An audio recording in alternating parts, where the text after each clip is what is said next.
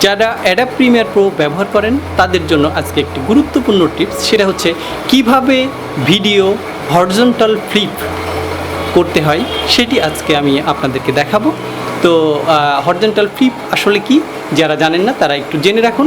আপনারা যখন কোনো মোবাইল দিয়ে সেলফি মোডে ভিডিও শ্যুট করে থাকেন তখন দেখবেন যে আপনার এই ক্যামেরাটা পিছনের যে টেক্সটগুলি থাকে উল্টো হয়ে যায়, অর্থাৎ আপনার ডান চোখ কিন্তু বাম চোখ হয়ে যাবে এবং বাম চোখ কিন্তু ডান চোখ হয়ে যাবে। তো কিভাবে এই ভিডিওটি পুনরায় এডিট করার সময় আপনারা সোজা করে ফেলবেন সেটাই হচ্ছে হরিজন্টাল ফ্লিপ। সেটা কিভাবে ব্যবহার করতে হয় অ্যাডোব প্রিমিয়ার প্রো ব্যবহার করে সেটা আজকে দেখব। তো চলুন আমরা চলে যাই এখন মূল টিউটোরিয়ালে।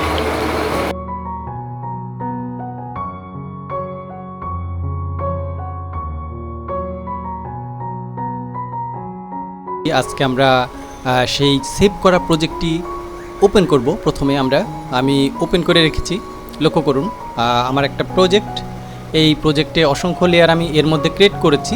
ভিডিও সিকোয়েন্সে আপনারা একটু লক্ষ্য করুন, লক্ষ্য করলেই বুঝতে পারবেন। এখানে আমরা V1-এর যে লেয়ারটি আমাদের রয়েছে এই লেয়ারে আমরা এখন দেখব। আপনারা লক্ষ্য করুন যে এই ভিডিওটা কিন্তু সেলফি মোডে, অর্থাৎ আমরা আমাদের ফ্রন্ট ক্যামেরা ব্যবহার করে ভিডিওটি করেছি। আপনি লক্ষ্য করুন আমার পেছনে যে টেক্সট প্রশাসনিক ভবন লেখাটা কিন্তু উল্টো। আপনারা নিখুঁতভাবে দেখলে বুঝতে পারবেন যে এই লেখাটা কিন্তু উল্টো লেখা। এখন কারণ এটা সেলফি মোডে যখনই আমরা ভিডিও করি তখন কিন্তু উল্টো হয়ে যায় সব কিছু। তো এখন আমি দেখব এটা আমি কিভাবে সোজা করতে পারি। তো প্রথমে আমাদের যেটা করতে হবে সেটা হচ্ছে, আপনারা লক্ষ্য করুন আমাদের এই বক্স থেকে এখানে এই সিকোয়েন্সগুলো এখানে আছে। আমরা এফেক্টসের মধ্যে আমরা যাব এবং এফেক্টস থেকে আমরা যেটা করব সেটা হলো ভিডিও এফেক্টস। এই ভিডিও এফেক্টস থেকে আমরা ট্রান্সফর্মের মধ্যে আমরা চলে যাব। এখানে লক্ষ্য করুন আমার অসংখ্য প্লাগইনস রয়েছে, যার কারণে এটা ইংলিশে আছে। আপনাদের এই সিরিয়ালেই লক্ষ্য করুন এখানে ট্রান্সফর্ম থেকে লক্ষ্য করুন হরিজন্টাল ফ্লিপ।